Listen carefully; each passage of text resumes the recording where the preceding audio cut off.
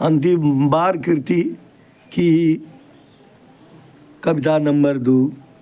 छाती धड़की हृदय फटे फटते धरा गगन, देख के लहर सा न जाए तुझ बिन ये साजन।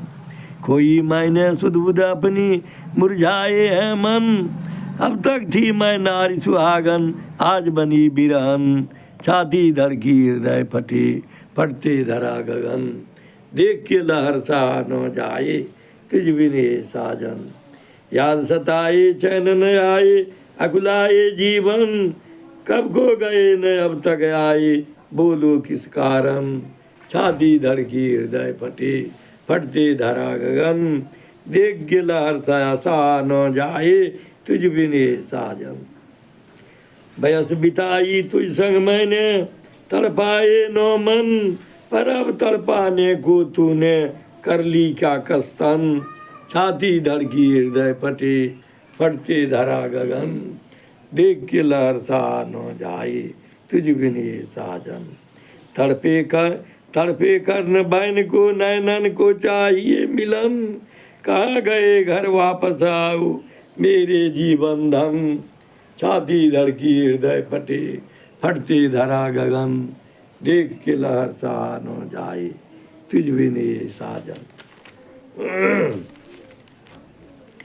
तीसरी रचना पेश कर रहा हूँ जयप्रकाश जी से, उस महान क्रांतिकारी व्यक्ति। और लेकिन बड़ैया में जब गोली कांड हुआ उस समय वो उन्होंने चुप्पी साधी, इसलिए कि जनता पार्टी के निर्माता थे, तो उस समय कुछ खरा खोटा मुझसे कहा गया, उस कविता को रख रहा हूँ। जयप्रकाश नारायण जी के प्रति। जिसने सभी देश के लिए अपनी छोड़ दी पढ़ाई, गोरे के शासन के विरुद्ध छेड़ी जंग में लड़ाई। जिसके अंदर पाओगे तुम बापू का ताना बाना, भारतवासी ऐसे सपूत को कभी भूल मत जाना। जिससे जनता को समय समय पर मिलता रहा प्रकाश, ए जयप्रकाश तुम सचमुच हो जनगण के मन की आस। कैसे कोई उज्जवल चरित्र को यहाँ भूल जाएगा, का कौन नहीं तेरे गुण की गाथाएं दोहराएगा। तूने अंग्रेजों भारत छोड़ो का नारा दोहराया, क्रांति का मंत्र फूंक कर सदा जन जन में जूझ जगाया। विघ्नों से ही जूझता रहा आज़ादी का मतवाला, तानाशाही के चंगुल से देश को बचाने वाला। यह मेरी ही मान्यता नहीं जैसा कि लोग सम्मत है, इसलिए आज कुछ कहने के पहले मेरा सरनत है।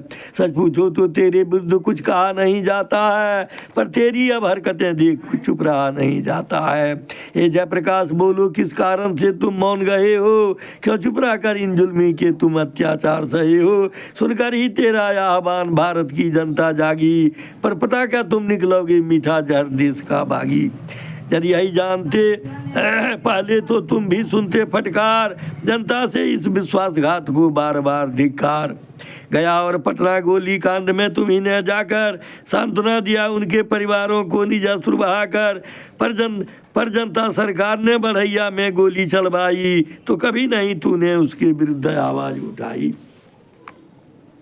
इसलिए कि जनता पार्टी के सिरताज गिने जाते हो, फिलहाल क्रांति के बिगी निशानेबाज गिने जाते हो। क्या यही तुम्हारी न्यायवादिता का भी परिचायक है। मैं नहीं समझता तुम भारत का सही लोकनायक है।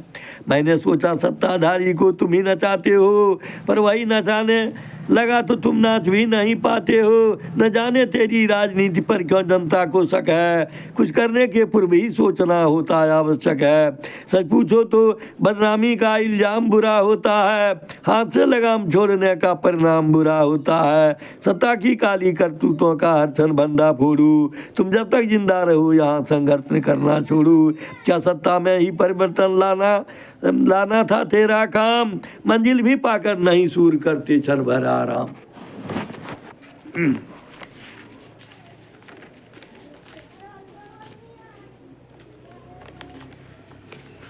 एक और रचना पेश कर रहा हूँ, जो कि शायद चौथी कविता है। तू गगन लोक के पंछी स्वच्छंद विचरने वाला, तेरी दुनिया में नो कोई होता है पूंजी वाला। तेरा घर द्वार नीले अंबर जीवों के जहाँ गूंजते स्वर, जो महाशून्य की काया है तम ज्वाल जहाँ से आया है। देखा है जग का लाल भाल अस्ताचल का पर्दा विशाल, निस्में जलते उस तारे को धरनी से सटी किनारे को। तम जहाँ रोशनी से डरता नवचर जिसमें यह है भरता, जिसके नीचे संसार सकल जिसमें यह झूल रहा भूतल। जिस लोक में चांद सितारे हैं जिसमें है बारिशमाला, तू गगन लोक के पंछी स्वच्छंद विचरने वाला, तेरी दुनिया में नो कोई होता है पूंजी वाला। बच्चों की भूख मिटाने को चुन चुन कर दाने लाने को नवमंडल में उड़ते हो, दिन रात भ्रमण करते हो। इस छोर छोड़ो उस छोर कभी जाते हो नव की ओर कभी, जब तक न पेट भर जाता रे तू नहीं लौट कर आता रे हर शाम नीड़ में आकर। बच्चों की भूख मिटाकर जीवन का अंतिम सुख पाता, फिर सुबह गगन में उड़ जाता। किसने तेरे शून्य घर में जड़ डाला पापी ताला, तू गगन लोक के पंछी स्वच्छंद विचरने वाला, तेरी दुनिया में नो कोई होता है पूंजी वाला।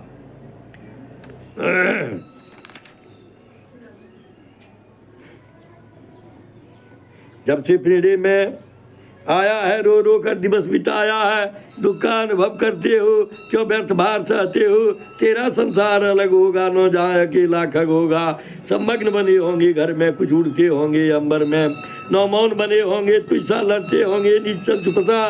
बस तू ही एक अभागा रे जो कर्म क्षेत्र से भागा रे, किसे द्वारे इस जग में आया बनने मत वाला। तू गगन लोक के पंछी स्वच्छंद विचरने वाला, तेरी दुनिया में नो कोई होता है पूंजी वाला।